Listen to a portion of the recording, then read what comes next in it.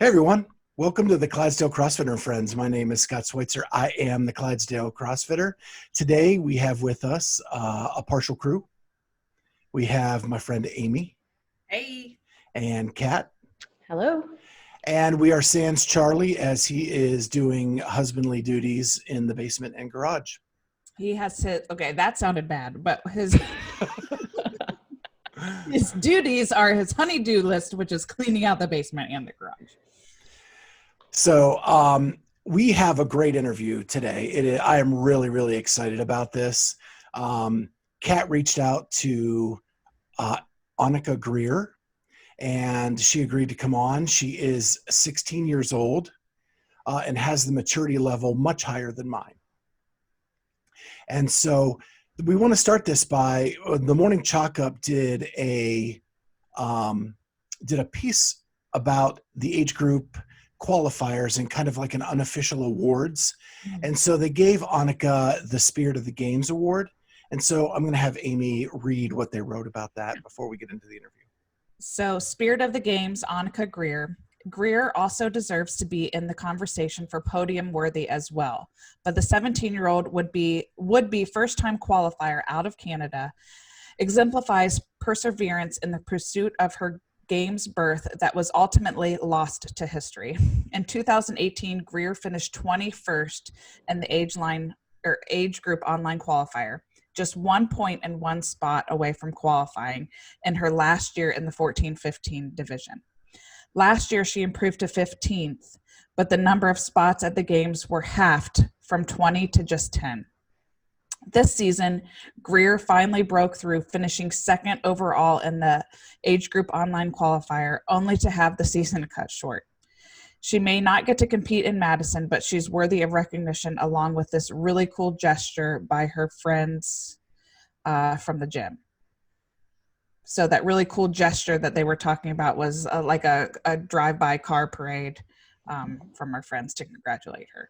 Yeah, and one of the reasons why I wanted her on was just, I took a look at some of the age group competitors and how they reacted to the news, and she just super gracious, super mature, and just had a really great attitude, and I knew that she would make, a great addition to the menu of athletes that we have on here, so. And so with that, let's go ahead and go to the interview and let Anikha speak for herself. So here we go. Okay, cool. Well, Anikha, it's so cool to be with you today. For our listeners, we're with Anikha Greer. She finished second after the age group online qualifier in this year's edition. So she would have gone into the games in the second seed, which is really cool. Congratulations on that. Thank you so much. Thanks for having me. Yeah. And so then everything kind of got disrupted this year. But let's go back a couple years. This wasn't your first year trying to make the games. You have steadily gotten better and better over the last couple years.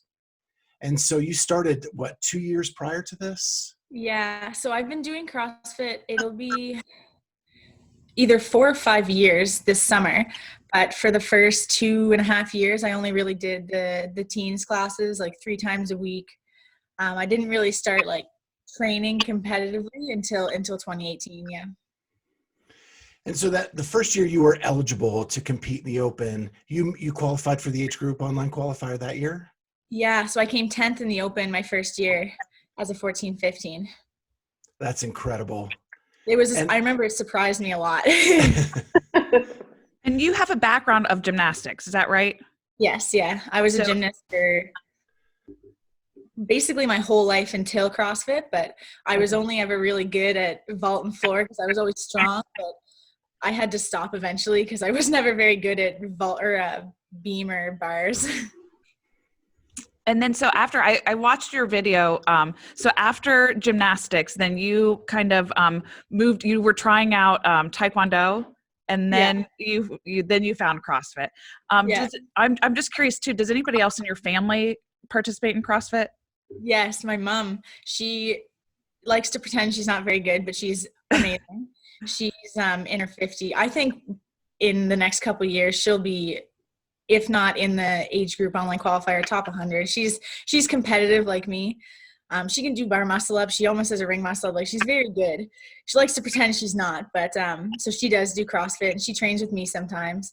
My dad does some CrossFit. He has some, so he's kind of the other side of CrossFit. Like, we're both more competitive, and he's more the health aspect, where he has like a genetic heart condition with one of his aortic valves only works 3/4 of the way. So he has to be really careful with not getting his heart rate up too high. So a lot of the high intensity stuff he can't really do. But he loves to do assault bike and rowing and air squats and all that stuff. So he also loves it. And so then in that first age group online qualifier, you finished what, 2 points out of going to the games? 1 point, 21st and 1 point. Oh, sorry, I doubled that up. I didn't mean to. Yeah.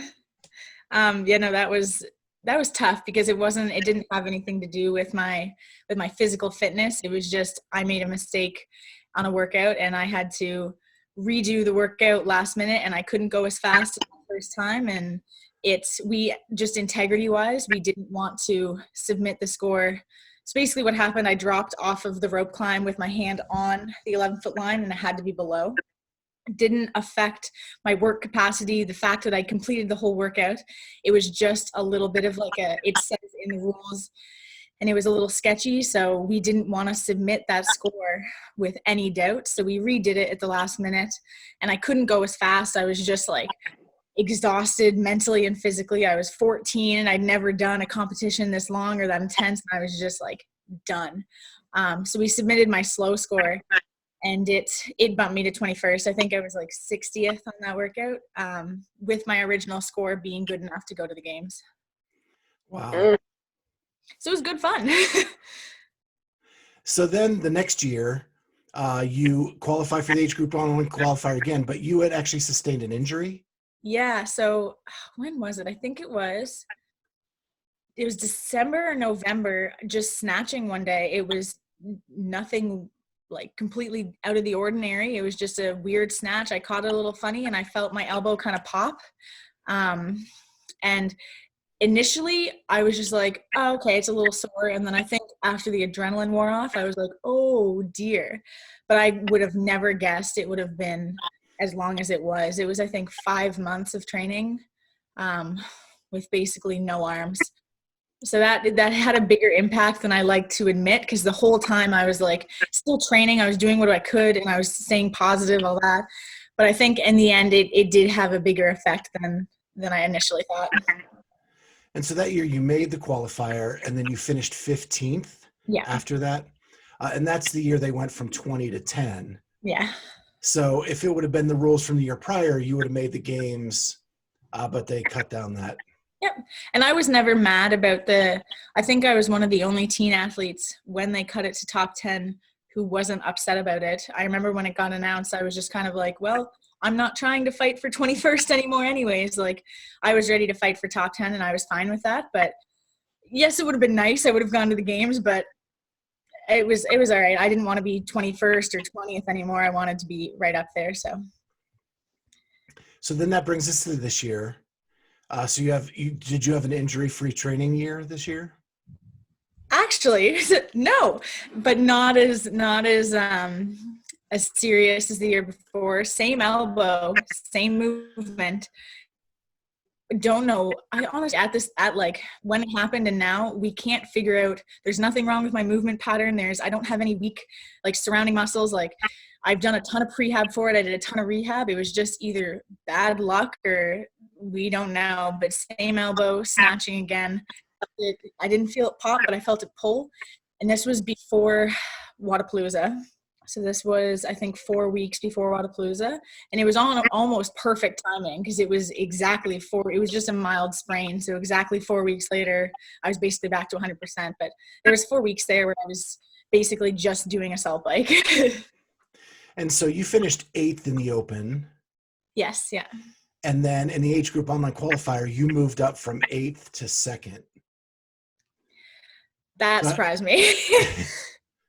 And this is your first year in the 16, 17-year-old. This is my second year, 16, 17. Oh, okay. Yeah, I have one of the unfortunate birthdays. They keep changing their birthday rules. I think it's changed again, but after my first year, it got switched to your age as of the games. So I turn 17 next month. So then technically next year I will be 18 as of the games. So I'm not 16, 17 anymore. So I only get 3 years in teens, whereas some people with more fortunate birthdays get 4. So you're always catching the good side of the rule change. I know, right? That's all right. That just means in the future, good things. The universe doesn't hate me. I'm certain. I love the attitude. That is awesome. Thank you. It took a long time to cultivate. And so this year it was announced that there would not be any age group divisions at the games because of the COVID-19 quarantines. So what was your initial thought when that happened? I wasn't surprised, to be honest. I feel like since the online qualifier and since all this, it just all happened really quickly. Like the last Monday of the online qualifier was the day all of the gyms on Prince Edward Island shut down. They kind of did collectively because PEI is so small and we're all such a tight-knit community here. There's only, I think, 3 affiliates on all of Prince Edward Island, and then there's a couple other non-affiliated CrossFit gyms. But they all collectively decided to shut down that Monday. And then after that, it seemed like it got so much more serious and so many other things were getting canceled. All the sports were getting canceled, the Olympics. I feel like for me, it never fully set in that I was going to the games. So when it got announced that I wasn't actually going to the games, it was upsetting, of course, and I was sad, but it wasn't a complete shock. But I was never mad. Like, I talking to some other people who this affected, and like, I was never mad at Dave. I wasn't angry at CrossFit HQ for making that decision. I completely respected and understand it. Like, the individuals, yes, I can 100% say a lot of the teens work just as hard as them, but we don't bring in the money, and like, I can't be angry about that. So that is the truth of the situation. The bulk of the games is the individuals, whether or not like I like it. So I completely understand his decision he's just trying to make it work. So I totally respect that. I have to say your maturity level over this is unfathomable. Like when I was 17, I would not have had that type of maturity level. So I commend you for that. Thank you so much. So there has been rumors out there that the teens have gotten together to kind of try to put on their own CrossFit Games, for lack of a better term. And so there was a Zoom call with the teens. Were you a part of that Zoom call? I wasn't. No, it was just time zone wise. It was at a very late time for me, so I didn't join that. Okay. So have you heard any news coming out of that? I have. They have a location. It's at the Pit Fitness Ranch. I don't know I never heard about that until this, but it looks like a nice venue. It looks like it could be cool, and it's very, very sweet of Azariah Price is the teenager trying to put this on. Very thoughtful of him for trying to put this together. I know he knows how we're feeling, but they have a date now. I think it's September 3rd to 6th, so Labor Day weekend. Oh, if I'm wow. not mistaken. That just got announced today, but I don't know if I'm going to compete. I think it's sweet, and I would love to see some teens I think it's super cool, and it's a tricky situation because it's not the games. As somebody who's tried, who's only thought about the actual games for 3 years, that has been my sole train of thought. It's not going to replace that. No matter how hard they try, it's not. I think it's awesome that they're giving the teens a place to show off their fitness. That's super cool. But for me, I'm already on onwards and upwards. I'm focusing on bigger things as an individual, but I think it's awesome. And I'm glad that some teens that are still in the teen division are getting that chance to show off their fitness. But for me, I don't think I'm going to participate. Oh, wow. Is it the timing of that? Like you're really more focused on sort of like the open and getting into that next age group, obviously the open age group. Is that because that's more of a priority for you now? It is. I have some bigger goals for 2021, and I'm honestly a little bit done with teens. I've had my fair share of teens. My teen years have been a ride, and I'm I did what I came to do in 2020. I wanted to prove to myself that I could do whatever I put my mind to, and I really did. Like, I've never been more proud of a season of training, like, ever. So like, I did what I needed to do. The games was honestly like a cherry on top. So I'm moving past that, and I don't want to get stuck. It is in September, so if I train for those games all summer, I just kind of want to almost train for the future, not just September, if that makes sense.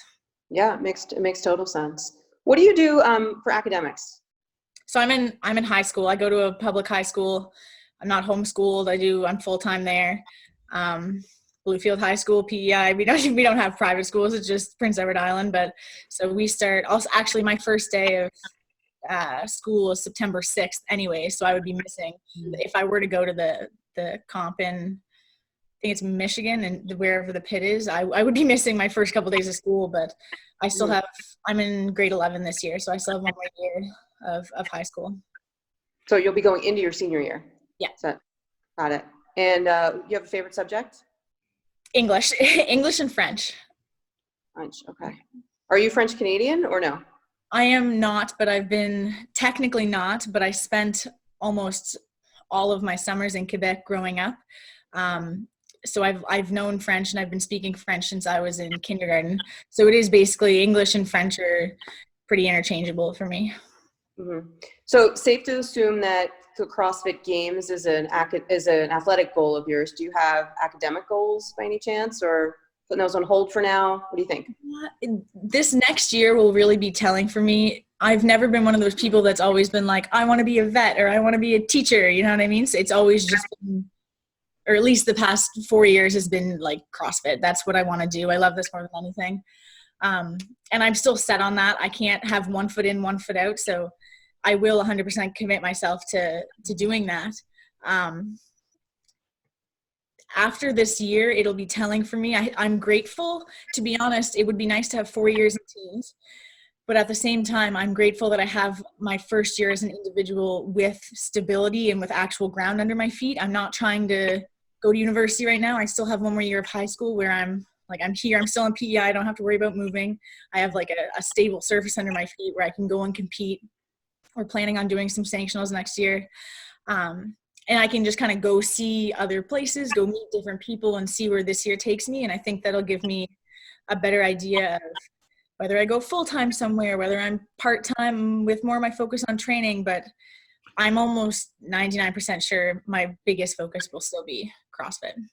So I'm curious, how do you balance your training and academics and social life? Well, I know now probably it's a little bit different, but regularly when we're not in COVID, how do you kind of balance those things?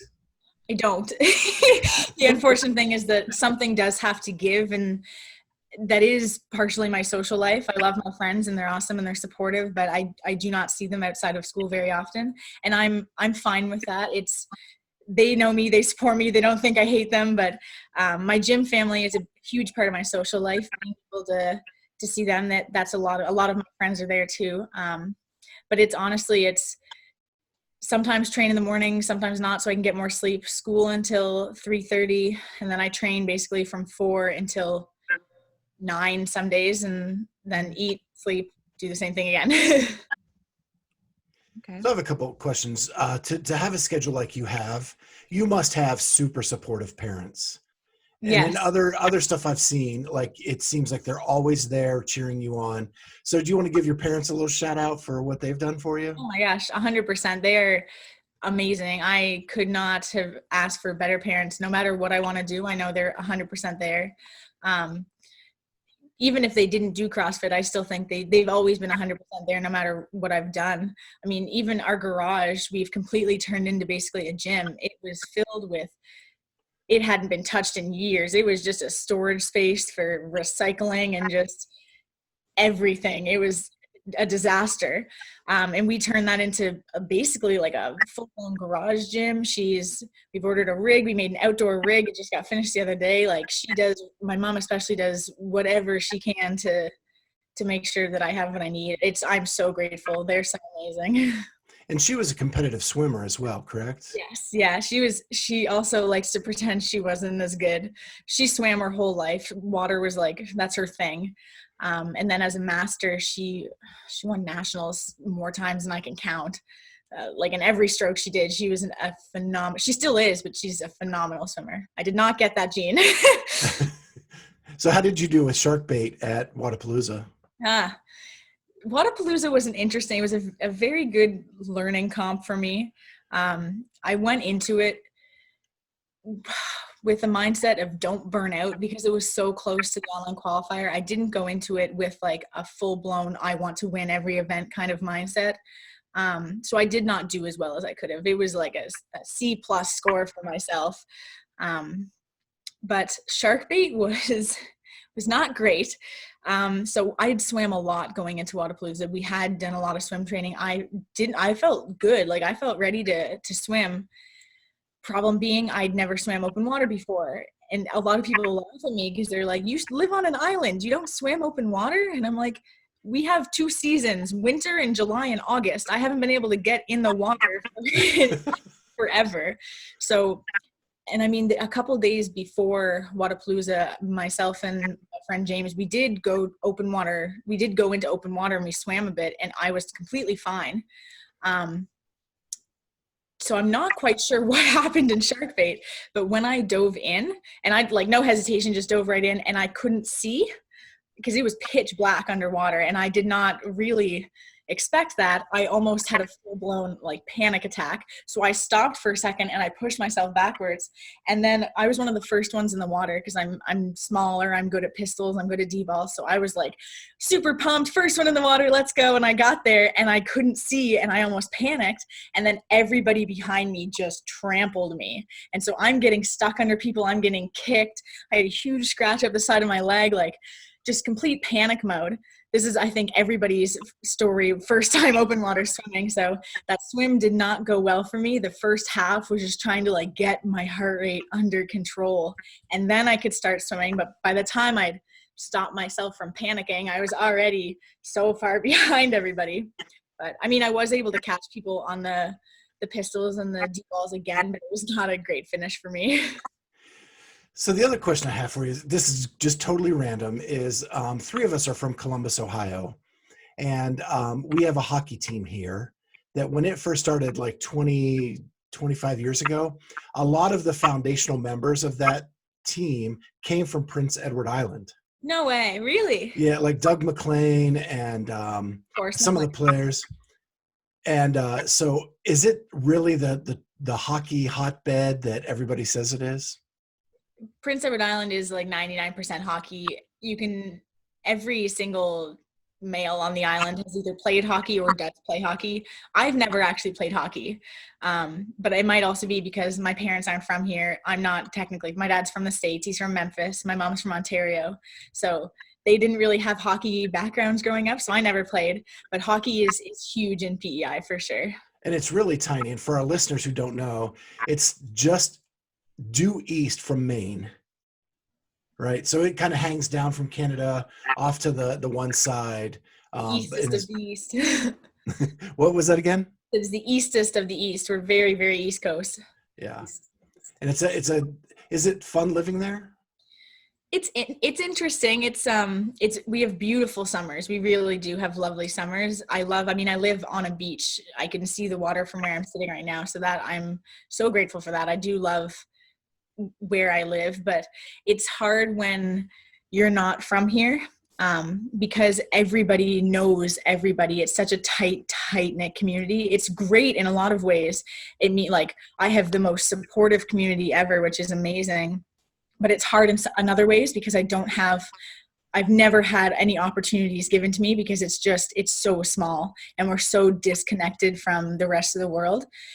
It's somewhere that I will, and 100% honesty, next year I will probably leave to go to university. If I do go to university, even if I don't, I will probably leave to go train somewhere else because if you live here, you need to experience the world before you decide to come back.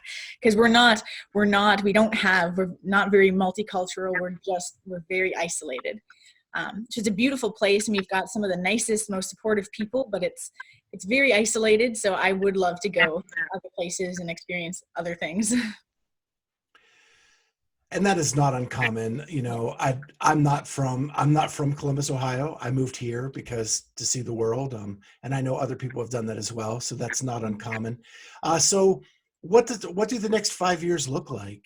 I know you want to put 100% into making the CrossFit Games as an open individual. So what is your plan to make that happen? So I just talked with my coach yesterday about our plan for this upcoming year, at least. I mean, for me, it is just kind of like so many things can change so quickly that we just kind of take 1 year at a time. We don't even know technically what next year sanctional wise is going to look like yet. We're hoping it can go back to normal. I mean, whether that means a vaccine or herd immunity comes up first, we'll have to see. But if next year is normal again, my training, we decided yesterday, my training is going to completely change for next year.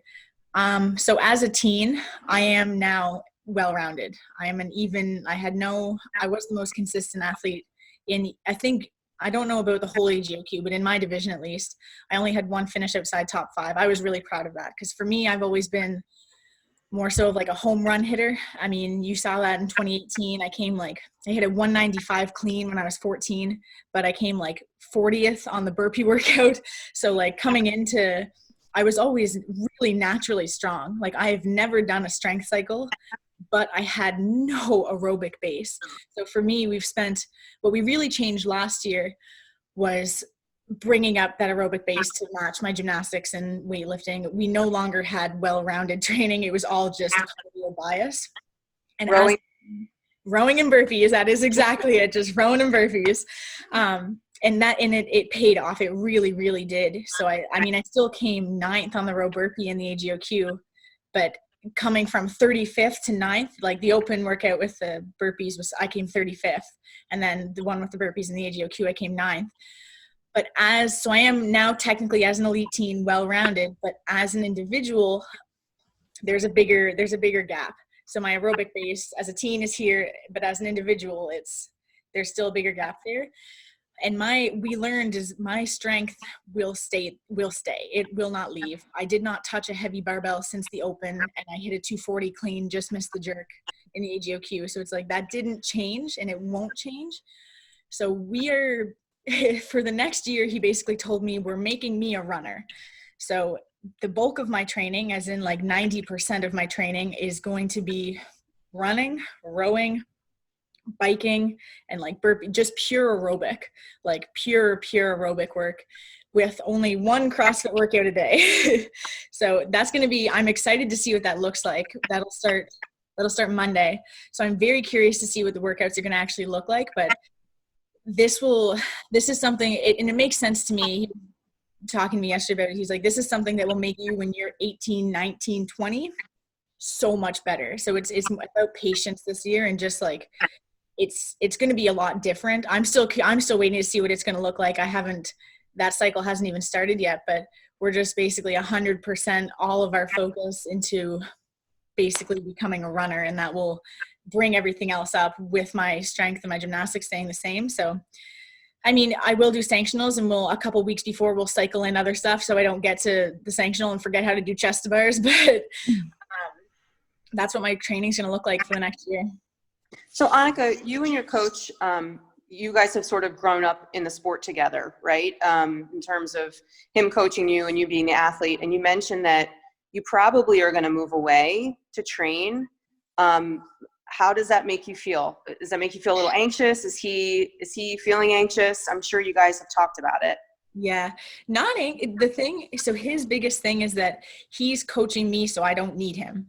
He's brilliant. I absolutely love Brett. He lived in Korea, and he used to coach at a CrossFit or Reebok CrossFit there with Austin Maliolo.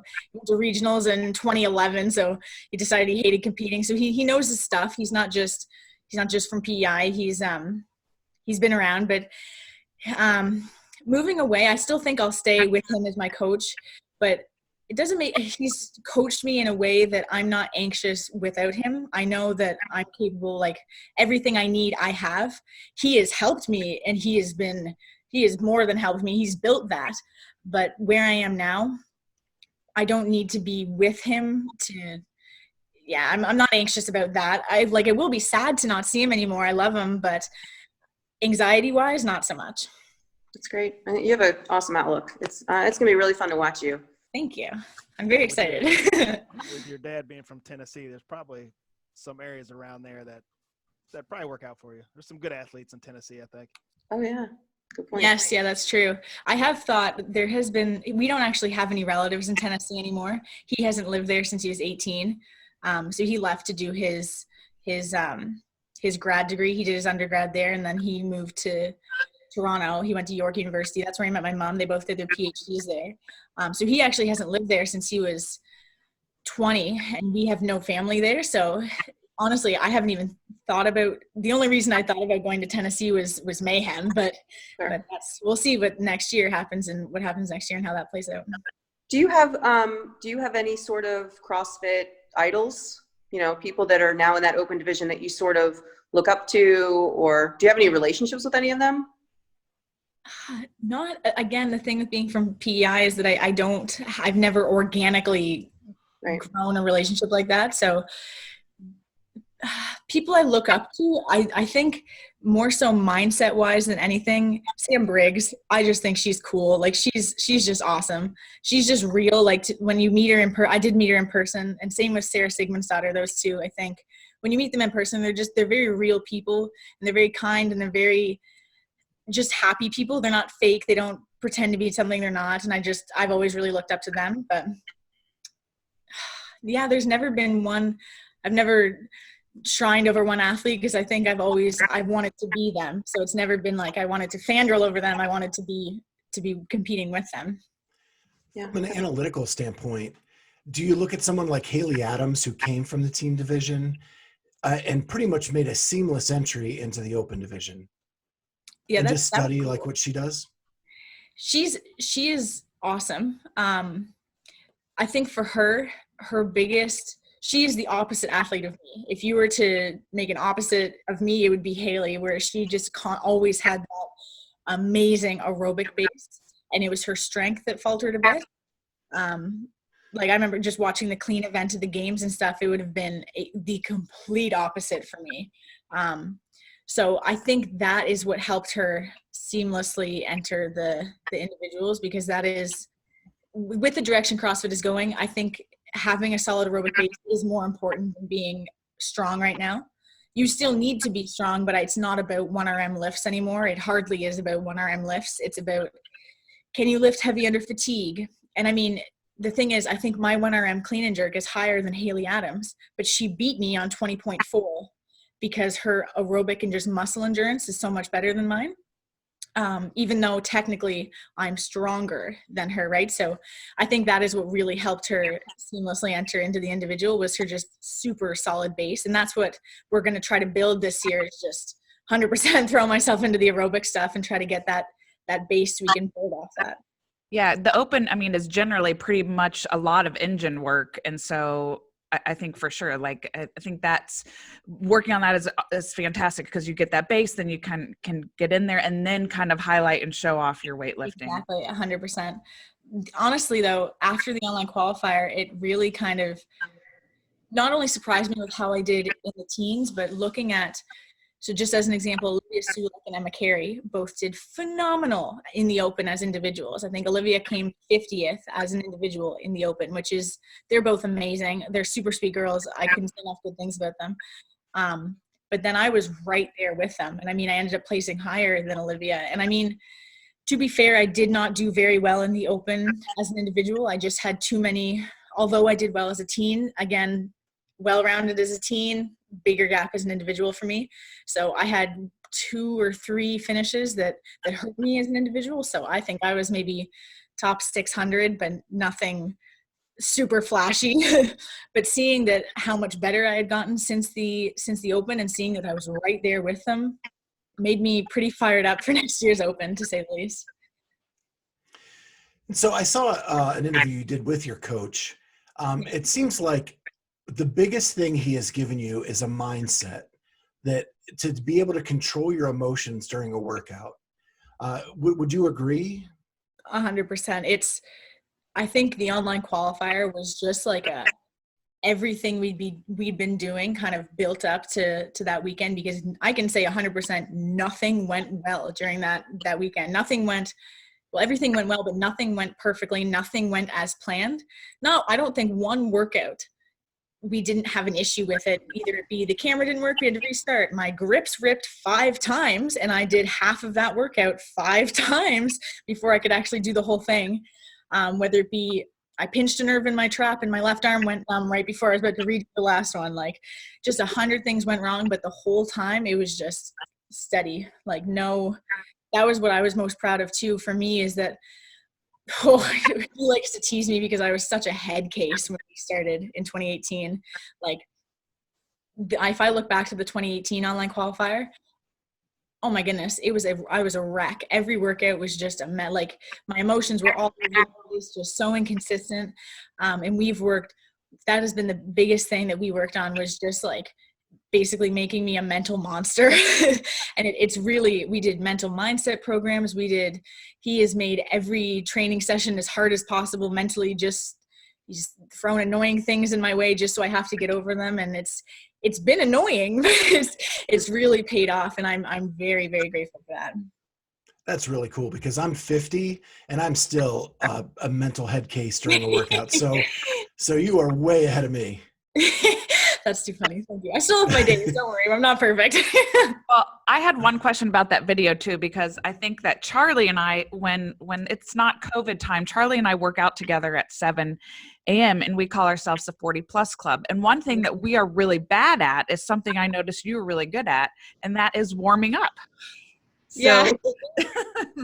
That's too funny. So you were commenting about how you don't like to feel rushed through your warm-ups and all that. And so I just wanted to point that out there, since that's something that Charlie and I, we need to work on that. That's funny, one of our weaknesses. I was not good at that either. As in 2018 and 2019, I was not a great warmer-upper, to be honest, but we worked a lot on that. I mean, I have a really close relationship with my physio, Harrison. Actually, I need to shout him out too, Harrison McKeever. He was at every single one of my workouts. I had a knee issue that weekend. I have great knees. I have no idea where it came from. I have a great knee now. It just kind of randomly appeared that weekend. So he was there every workout to tape it up. And he has a baby. He's not even a year old yet. And he brought him with him so he could come tape me. He's amazing. But so I've built a really solid warm-up and mobility plan through him. So I just commit to that before every workout. Injury prevention is huge for me, because I am injury prone from gymnastics. So that was a big thing we changed going into 2019. That was something we changed. But it's also, especially before competitions, it's a way for me to kind of to visualize. And that's another thing we worked on a lot, is like basically seeing the workout how I want it to go and how I want it to feel. And that's a huge, huge part for me. That's awesome. So I want to finish up with some fun questions. So what do you do away from CrossFit just to decompress? Oh God, that's a good question. So, before CrossFit, my biggest thing, even more than gymnastics, was show jumping with horses. I did that really, really competitively. And I still have my horses, my show jumpers, but I don't compete anymore. Just, it takes so much time. It's not, so I still ride them. I still ride my horse Fergie a couple of times a week. So that is always nice for me to do, because there's no pressure, there's no stress there. But other than that, that's basically all I do. Well, you have a beautiful area to do that too, so that's really cool. Do you like binge any Netflix shows, or you got to give us something? Oh, The Office is my forever favorite. Yes, The Office is my forever favorite. I could watch that 100 times. So if you were in a workout and it's getting tough, like burpees and row, what is that one song you need to come on to get you pumped up? So my age group online qualifier playlist is terrifying. It is so unlike me. If you like, my playlist during training is it doesn't really matter what's on, but during the online qualifier, I have a very angry playlist. 5 Finger Death Punch and Shine Down are the two, there you go, are the two biggest on that playlist. But I think Lift Me Up by 5 Finger Death Punch is the go-to. Yeah, mine is cry for help from Shinedown just because of the message. Yeah, I love Shinedown. Shinedown's great. And the funny story you told about that, where you did that row burpee workout, videotaped it, did it again, and your mom actually was watching the video while you were doing it the second time to tell you if you were ahead or behind of your previous pace. Yeah. I thought that was ingenious, and two, that the support your mom has to like do that during the workout was really cool. That was fun. So for me, that was a huge mental gain for me, because something that I've always struggled with is I don't perform. I put too much pressure on myself. As an example, the 2020 Open, my goal was to be top 10. I just wanted to prove it to myself that I could, that I was capable. And even though it technically didn't matter, I wanted to be in there, and I wanted to have that confidence going into the rest of the year. And I think going into I had a rough start, right? I started with a 35th. So going into that last workout, the ring muscle ups, row and wall balls. Ring muscle ups are my best movement. And I was sitting outside the top 10, and I knew the girls ahead of me were really good at ring muscle ups too. And I got so stressed out that I performed really poorly the first time I did it. And then the second time I did it, I put on a country playlist, I think I did it like 8 hours later, just because I just wanted to do it with no pressure. And I went like 2 minutes faster. And that's good, but I knew after that I needed to get to the point where I could put pressure, and it was hard for me to accept that. I need to get to the point where I can put pressure on myself and I can perform well with pressure, because I can't avoid pressure. And that workout, I was actually able, normally before workouts, I don't think of like a plan. I just kind of do it and see what happens. But I went into that workout. I had looked at my row paces. I had looked at my burpee paces. My mom was standing there with a video. I was kind of like warming up, like, all right, so if I step this foot and take that, like, I was like, is that any faster? Is that any slower? And I committed to that plan. And that was a lot of pressure, because I'm like, well, what if I mess up that plan? And I committed to that plan, and I stuck to it, and I executed it perfectly. And again, I went, I think, 2 minutes faster on my redo, just because I had made that plan, put pressure on myself and said, you're doing this. And if you don't do this, you won't go to the games, basically. So that was another big mental win for me. And here's my last fun question. So, and this is to get you some kind of sponsorship. So in 3 years, when you're on the podium at the games, what shoes do you want to be wearing? Oh, I'm going to have to say Metcons. I've been a Nike girl since the very beginning. All the shoes I own, actually, from my running shoes to my lifters, they're all Nike. Yeah, I actually like the fives. The fives are pretty good to work out in. They are. The Nike Frees are my all-time. I've struggled with shin splints with running, and anytime I had a running and like actual CrossFit running workout, I had to wear running shoes because my shins would get so bad. But the Nike Frees are my savior. I can do everything in them. Any other questions from you guys? I was curious to know, what do you do for nutrition? Ooh, great question, because I am so proud of my nutrition company. And I've been with M2 Performance Nutrition for, it'll be 2 years now, actually. And I work with Jen Ketter. She is awesome. I couldn't say enough good things about them. I tried a couple different nutrition plans before I went with M2. I tried Zone for a bit. I tried one with a girl from my gym, and none of it was sustainable for me. I've never been a big eater. And I was not consistent with it. I couldn't stick to it. It just didn't feel sustainable for me. And then when I started counting my macros, I think I feel better when I do, even mentally. I just feels more checked in, more regimented, and it's awesome. It's really awesome. How much do you get to eat? Oh my God, I eat so much.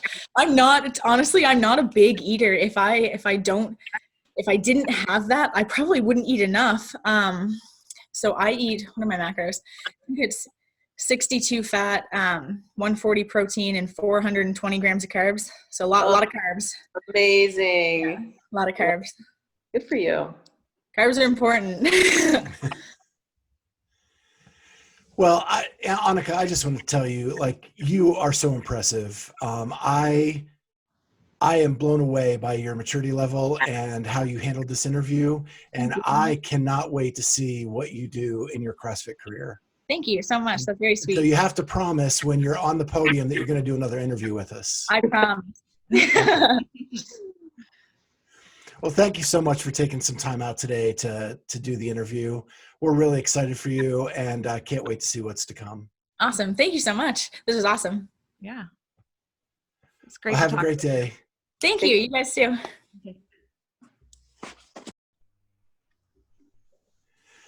So, if you weren't blown away by that 16-year-old girl, I don't know what to tell you. That was amazing. Yeah. And I really think it's cool that we're kind of laying some groundwork to kind of keep her as a regular guest on the show, to kind of see her transition from the teen division to the open division, and to see how that goes. Because she definitely has the strength numbers to compete. It's going to be, can she get that engine up to where it needs to be in the open division? Well, I have to say, just as a coach, as a mom, as a person, I was really impressed with her and her presence of talking with her. It was awesome. Yeah. So let's get into the news of the week. I know someone just finished a half Murph. Yeah, can you tell by the rosy cheeks? Rosy cheeks and the Yeah, pineapple. We're a head? week out from Memorial Day. So I'm not a big Murph person. I think I was talking to Amy earlier this week. I think I've done it maybe 3 or 4 times, and I've been doing CrossFit for about 6 years. I've conveniently not been around on Memorial Day to do this workout because I'm not a runner. I'm not a runner at all. So today, yes, I shuffled 800 meters in about 5 minutes. And then I did my 10 rounds of Cindy in about 15 minutes. And then I did my last 800 in about 4 minutes. So 24 minutes, half Murph. And I've got my built-in weight vest from COVID-19. So I figured that's like RX plus.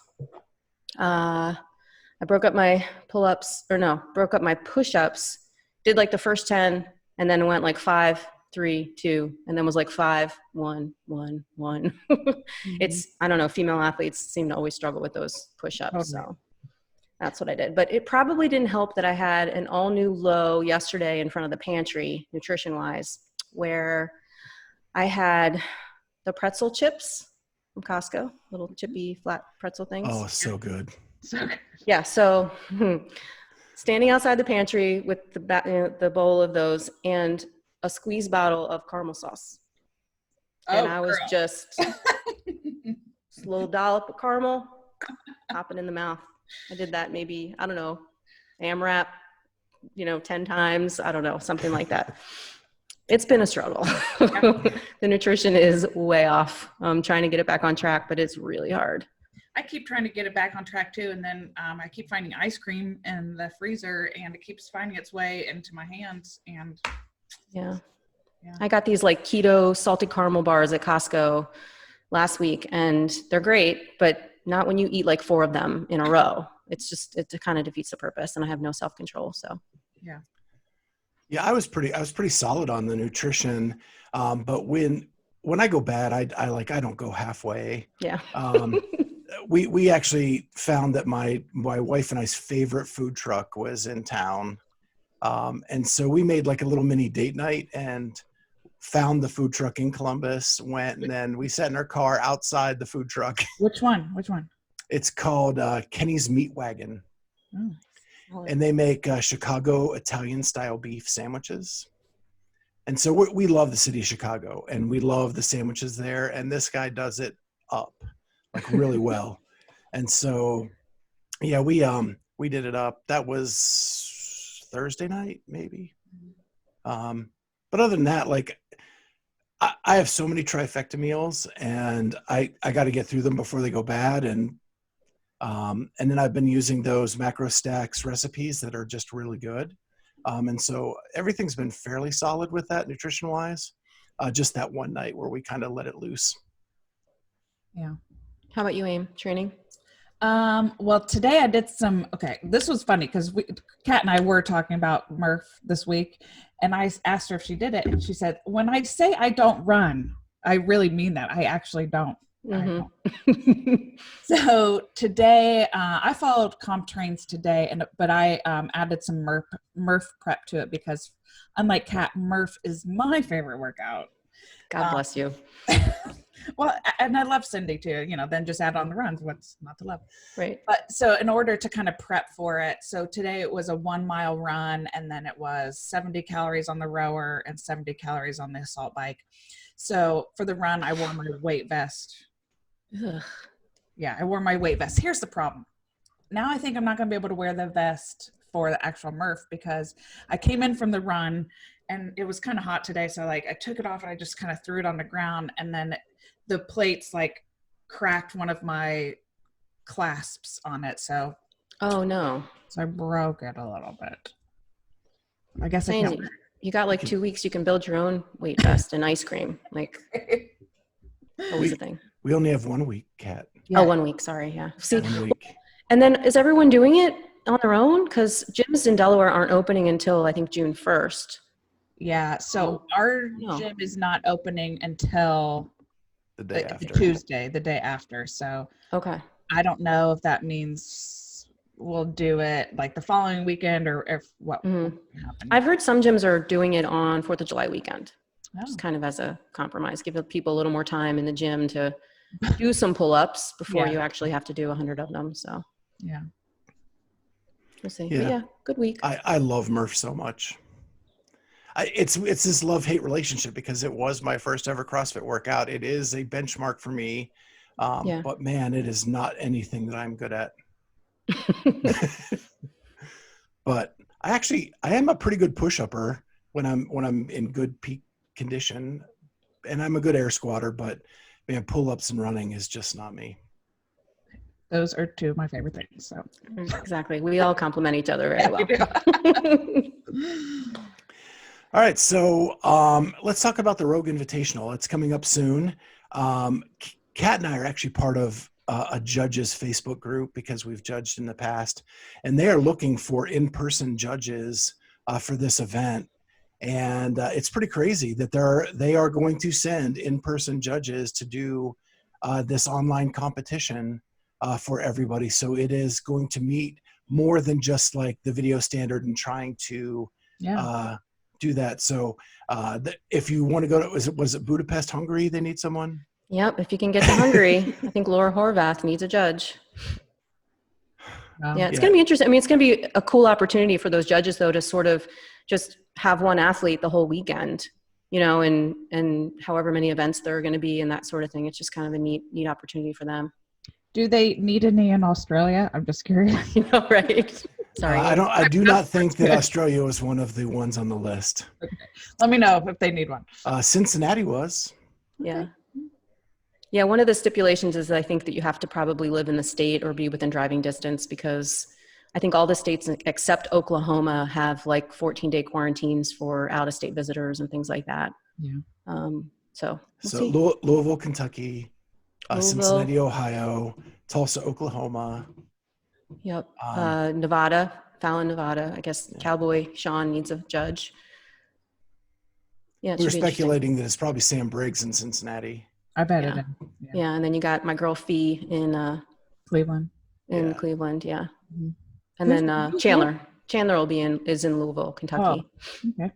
That'd be cool. Yeah, and then Brooke Wells in Tulsa is who I'm assuming. It's only 200 miles, Schweitzer. Louisville. Never know. Yeah, it should be fun. I'm curious to see it too, because I guess they're going to do a live stream where everyone's working out at the same time. So it'll be interesting. I don't know if there's going to be this big giant Zoom meeting that we're all going to just watch, or are they going to have it and then produce it and make it available to viewers at a later date? I get the impression that it's going to be the latter. Okay, so they'll produce something and then segments and then kind of put it together. But I don't know. It should have been happening today in real life. Oh, that's right. Yeah. It's on my calendar. Keeps popping. We could have all been hanging out at Rogue today. I know. That would have been fun. Yeah. So just a follow-up to that is Dubai. They announced that they are canceling the 2020 version of the Dubai CrossFit Championship, but they also announced that they're going to do something just like Rogue. They are going to do an online competition, and they are putting a lot of prize money in place for that. So it's going to be interesting to see how they pull that off. Will they do something similar to Rogue, where they send judges around the world, or recruit judges from around the world to judge the competitors? I love the idea. You know, it's a great solution to the problem of the online competition. And I think I read that Dubai is actually opening up to lots of different age groups as well. Oh, wow. Which is something new that they haven't done in the past. So cool. Yeah, I'm glad that they're doing that, because I think the prize purse or it was important to a lot of athletes, that competition. And so I'm glad they're figuring something out for it.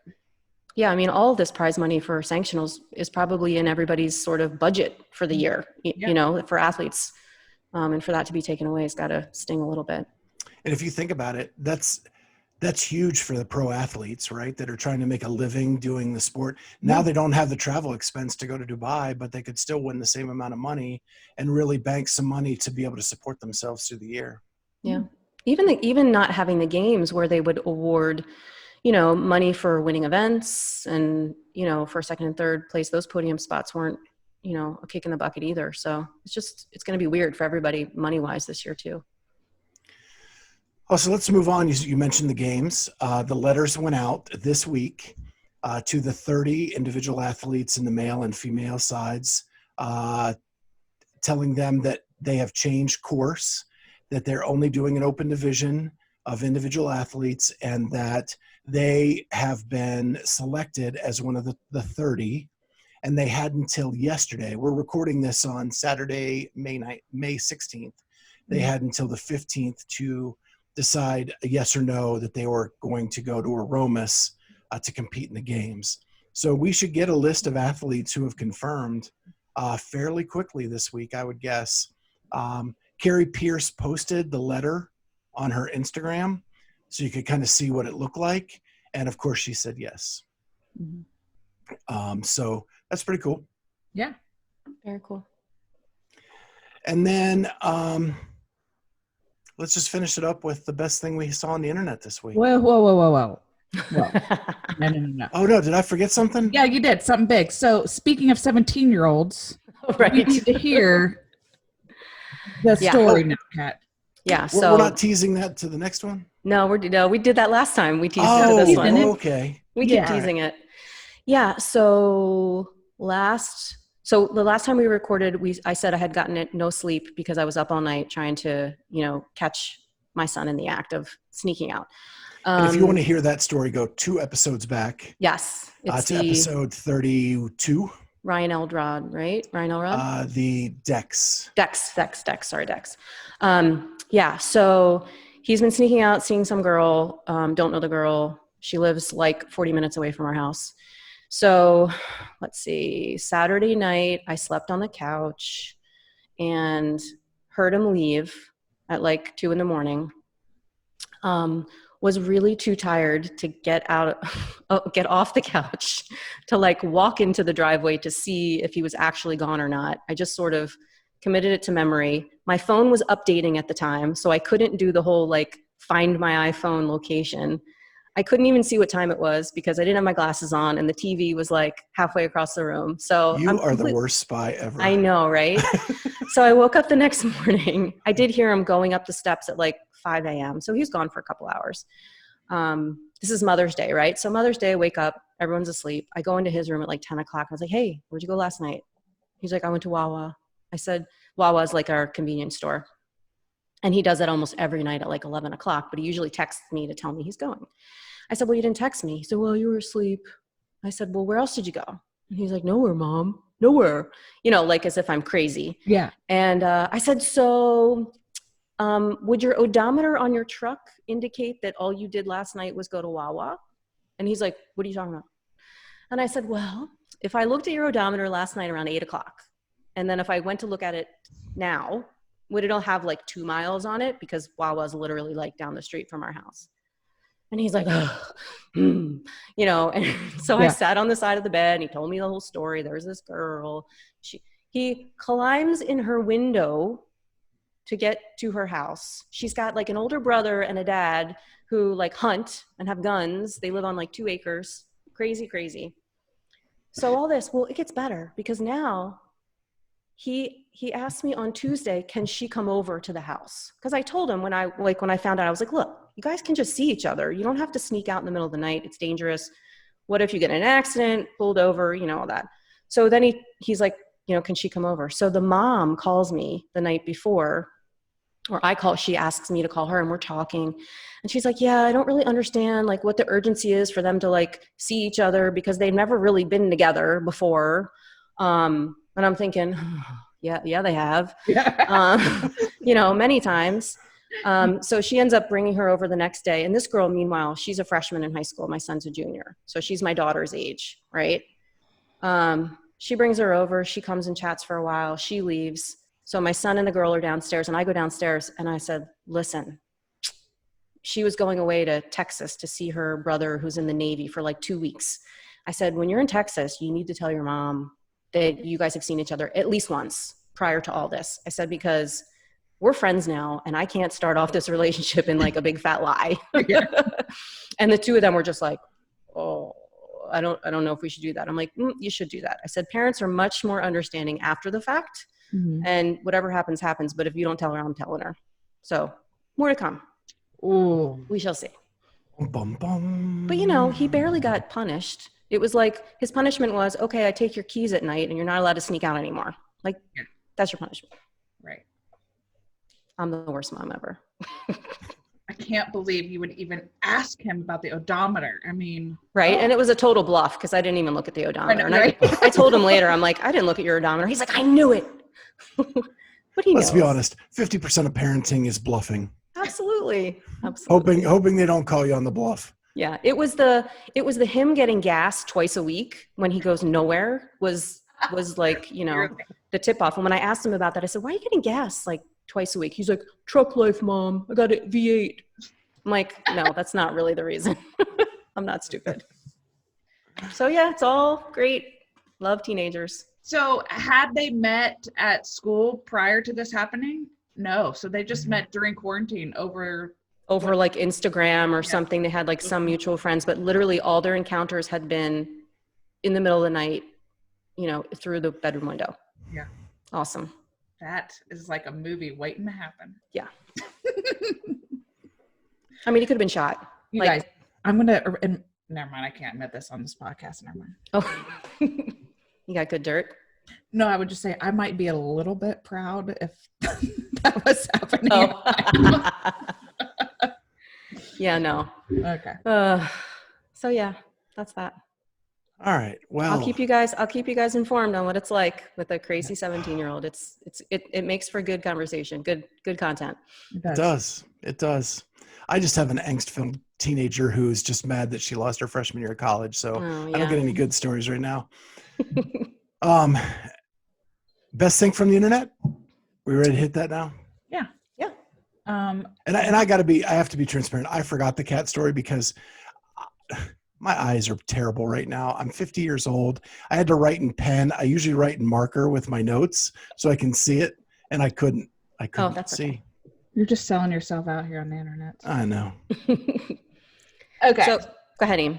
My best thing is, I'll send you the link. You can put it on here. So I saw there was a guy, I think it was a British sports announcer, but he had a Zoom call with his two dogs at home.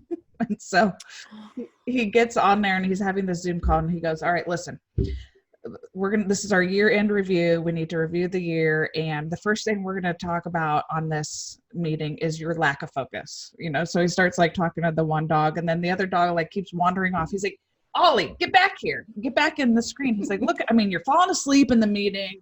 This is ridiculous. So it just was, dumb, funny stuff to look at. I would love to see like the background setup on all that, like how, the logistics. Yeah. That's awesome. Well, we were talking about the games, and I got to give a shout out to Make WODs Great Again for the letters that went out to these athletes, because I was dying. I'm going to read you one that they sent. So they took the letter, the form letter, and sort of, modified it to make it funny. So good.